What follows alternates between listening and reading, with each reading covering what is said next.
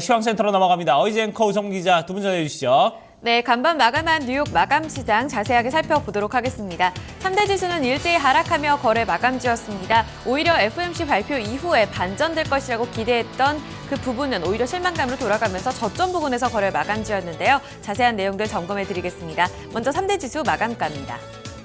다우존스 지수가 1.4%가량 밀렸습니다. S&P 500 지수도 1880선까지 다시 한번 내려앉았고요. 나스닥 지수는 2%의 하락이었습니다. 다우존스 지수부터 하루 동안의 양상 점검해 보겠습니다. 하락한 후에 장 중에는 상승 전환을 한번 하기도 했는데요. 다시 한번 출렁이면서 저점에서 거래를 마감지었습니다.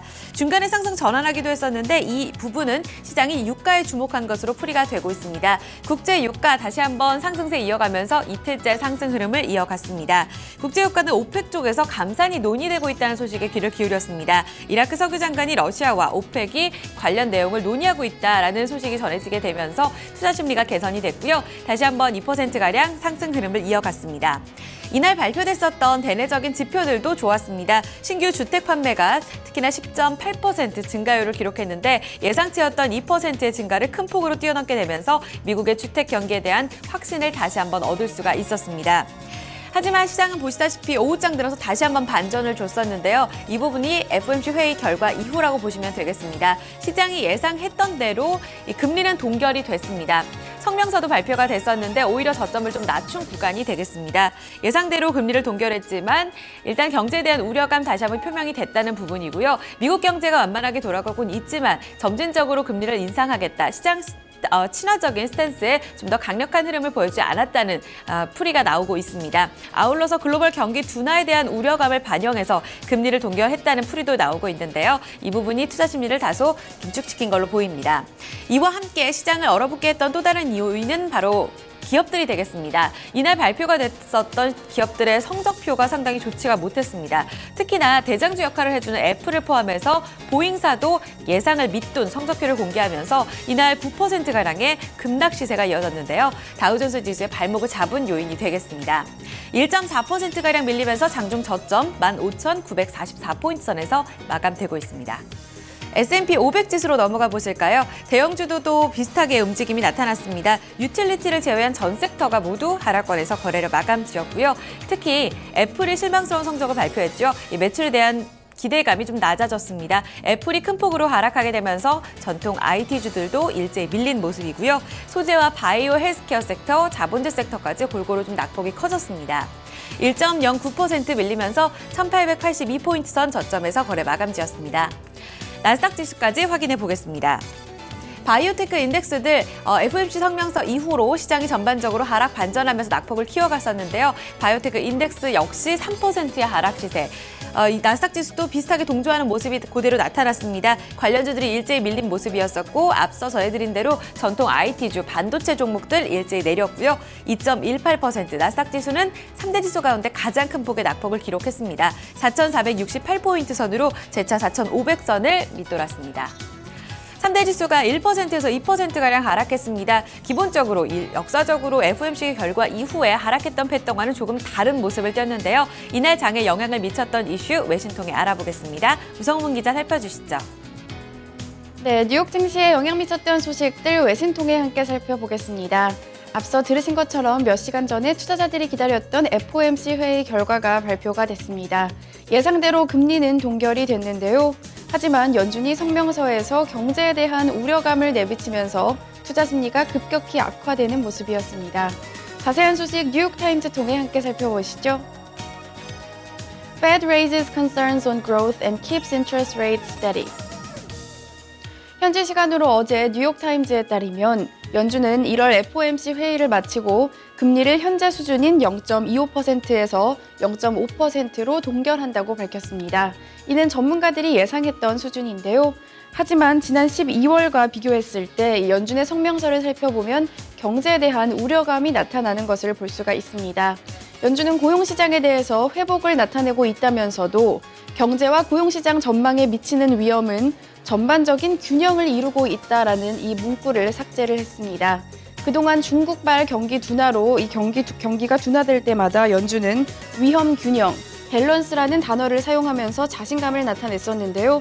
하지만 이번 회의에서 밸런스라는 단어가 삭제가 됐습니다. 또한 연준은 인플레이션과 관련해서도 추가적인 에너지 하락으로 단기적으로 인플레이션은 낮게 머물 것으로 예상한다라는 문구를 새롭게 집어넣었습니다.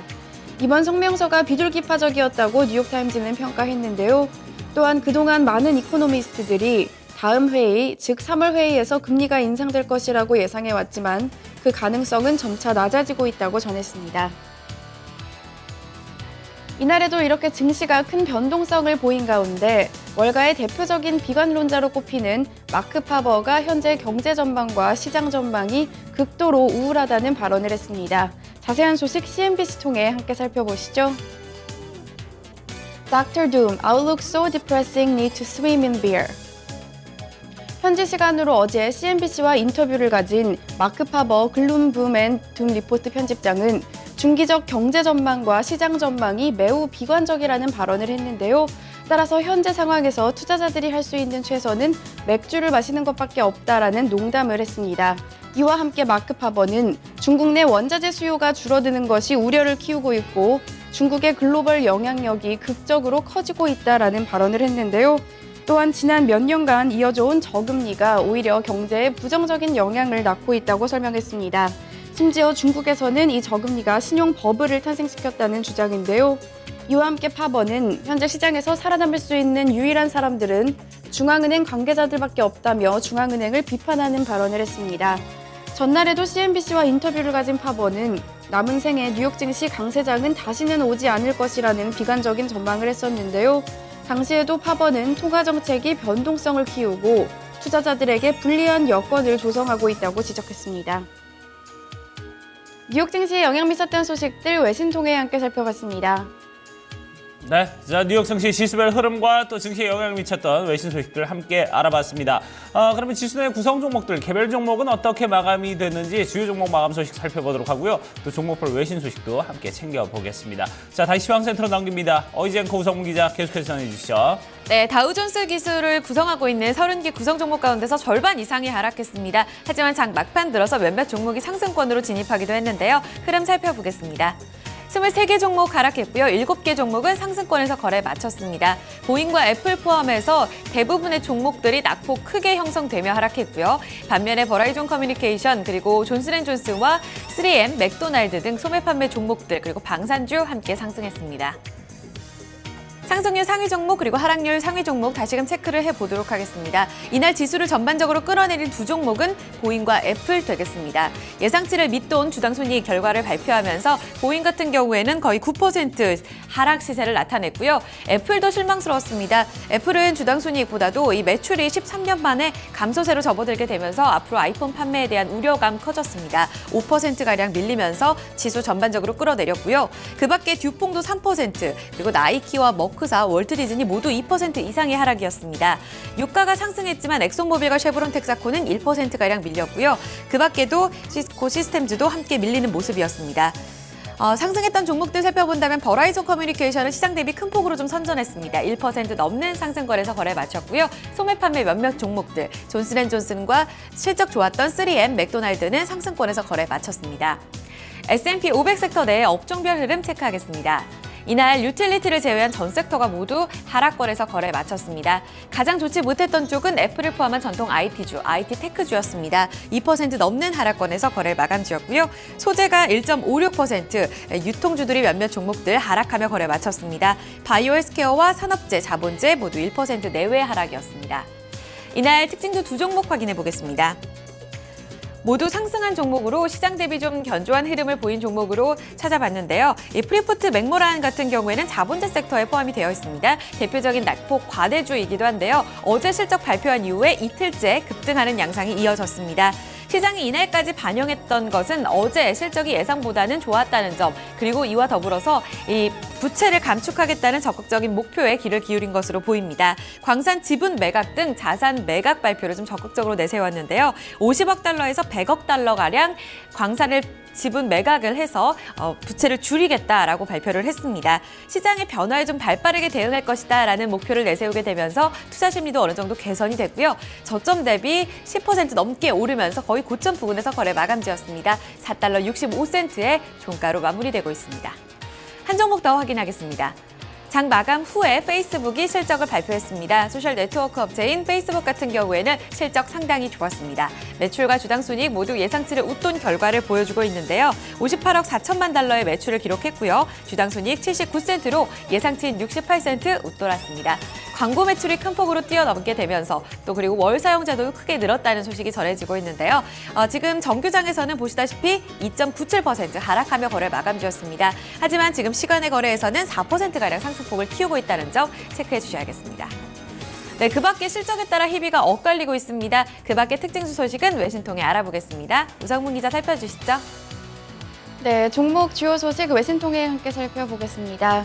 무엇보다 이날에는 대기업들이 부진한 실적을 공개하면서 이 투자 심리를 크게 악화시키는 모습이었는데요. 그중에서도 항공기 제조업체 보잉 같은 경우에는 엇갈린 지난해 4분기 실적과 함께 올해 실적 전망을 다소 낮게 제시하면서 주가가 급락했습니다. 자세한 소식 CNBC 통해 함께 살펴보시죠. Boeing forecast 2016 earnings below estimates shares tumble. 현지 시간으로 어제 CNBC에 따르면 보잉은 지난해 4분기 핵심 주당 순이익이 1달러 60센트를 기록했다고 밝혔습니다. 전문가 예상치였던 1달러 26센트는 상회했지만 전년 동기였던 2달러 31센트보다는 줄어든 것인데요. 이 기간 매출 역시 살펴보시면 4% 줄어든 235억 7천만 달러를 기록했습니다. 이 역시 전문가 예상치 235억 3천만 달러는 상회하는 결과였는데요. 이 지난해 4분기 실적 자체만 보면 크게 나쁘지는 않았습니다. 이 매출과 순이익이 모두 전년 동기보다 줄긴 했지만 예상치는 모두 상회했는데요. 하지만 투자자들이 가장 실망했던 부분은 올해 핵심 주당 순이익 전망치를 8달러 15센트에서 8달러 35센트로 제시한 것입니다. 전문가의 예상치인 9달러 43센트보다 크게 낮은 수치인데요. 전문가들은 현재 항공우주 사업의 하방 압력이 커서 보잉이 실적 전망을 낮게 제시했다고 평가했습니다. 실제로 지난주 보잉은 생산 감축을 발표했었는데요. 이 소식이 전해지면서 뉴욕 증시에서 보잉의 주가는 8.9% 급락했습니다. 네, 다음 종목은 애플입니다. 이날 애플의 주가 역시 급락하면서 전반적인 증시 분위기를 악화시켰습니다. 전날 장 마감 후에 부진한 실적을 공개했기 때문인데요. 이에 대해서 로이터 통신은 새로운 아이폰인 아이폰 7이 출시되기 전까지는 애플의 주가에 상승 동력이 없다고 평가를 했습니다. 자세한 소식 함께 살펴보시죠. Apple shares slip to stay muted until iPhone 7 rings in growth. 현지 시간으로 어제 애플의 주가는 무려 6% 넘게 급락했습니다. 전날 장 마감 후에 부진한 실적을 공개했기 때문인데요. 특히 지난 분기 애플은 아이폰을 7,480만 대를 판 것으로 나타났습니다. 전문가 예상치에 미치지 못했을 뿐 아니라 아이폰 판매 성장률은 애플이 스마트폰을 판매한 지난 2007년 이후 가장 낮은 수준을 기록했는데요. 더욱 우려되는 것은 애플이 현재 분기인 3월 분기에는 13년 만에 매출이 감소세로 전환할 수도 있다고 경고를 한 것입니다. 이번 실적이 나온 후에 적어도 13명의 애널리스트들은 애플의 목표 주가를 하향 조정했습니다. 특히 가장 비관적이었던 곳은 FBN으로 목표 주가를 무려 30달러나 내린 120달러로 제시했는데요. 이에 대해 로이터 통신은 통상 애플이 9월에 신제품을 공개했던 만큼 9월에 아이폰 7이 출시될 것으로 예상된다면서 현재로서는 아이폰 7이 출시되기 전에 마땅한 주가 상승 동력이 없다고 전했습니다. 다만 아이폰 7의 성공을 가정했을 때 현재 낮은 주가가 장기적으로는 오히려 매수의 기회라는 의견도 있다고 덧붙였습니다. 종목 주요 소식까지 외신 통해 함께 살펴봤습니다. 네, 자 이렇게 종목 주요 소식들을 살펴봤습니다. 그럼 유럽 증시는 또 어떻게 마감이 되는지 알아보도록 하고요. 유가를 비롯해서 환율 상품 채권 시장, 저희 상품 시장 마감 상황도 같이 체크를 좀 해보도록 하겠습니다. 어이제 커버 전해드립니다. 네, 앞서 마감했던 유럽 증시로 넘어가 보겠습니다. 유럽 증시는 하락권에서 출발해서 상승 기조를 이어가면서 상승 전환하며 거래 마감지였습니다. 국제 유가의 반등에 힘을 얻은 모습이었었는데요. 마감가 체크해 보겠습니다. 영국 푸츠백 지수는 이날 장에서 1.33%까지 고점을 높였습니다. 5,990선에서 마감됐고요. 독일 닥스 지수가 0.6%의 상승, 프랑스 까크 지수도 0.54% 상승에 동참했습니다. 상품 시장으로 넘어가 보겠습니다. 국제유가 이틀째 반등입니다. 최저점 대비 지금 21%가량 올라온 상황입니다. 배럴당 2.7% 오르면서 32달러 30센트 기록했고요. 오펙 쪽에서 감사 논의가 전해지고 있다는 점 호재로 반영이 됐습니다. FOMC 결과를 앞두고 금값은 소폭 내렸습니다. 온스당 1,115달러 80센트 되겠고요. 옥수수 가격은 반등에 나서면서 3달러 69센트 기록했습니다. 주요 지수 가보겠습니다. 필라델피아 반도체 지수는 1%가량 소폭 밀렸습니다. 공포지수인 빅스 지수가 4%가량 오른 가운데 BDI 발틱 운임 지수는 추가적으로 소폭 밀렸고요. 330선까지 내려앉았습니다. 마지막으로 외환채권시장 보겠습니다. 어제 서울 외환시장에서 원달러 환율은 연준의 FOMC 회의가 좀 비불기파적으로 시장 친화적인 스탠스를 유지할 것이라는 전망이 나왔지만 중국 증시 불안 영향 강하게 받았고요. 이원 20전 내렸습니다. 달러는 간밤에 약세 흐름을 띄었고요. 미국채 10년물 금리는 전거래일과 동일한 2.00%의 수익률 기록했습니다. 지금까지 글로벌 시황센터에서 전해드렸습니다. 네, 이렇게 글로벌 시황 마감 상황까지 저희가 모두 다 좀 살펴봤습니다. 토마토 모닝쇼 1부 순서는 이제 여기서 모두 마무리 짓도록 하고요. 저희 잠시 후에 2부에서 다시 뵙도록 하겠습니다.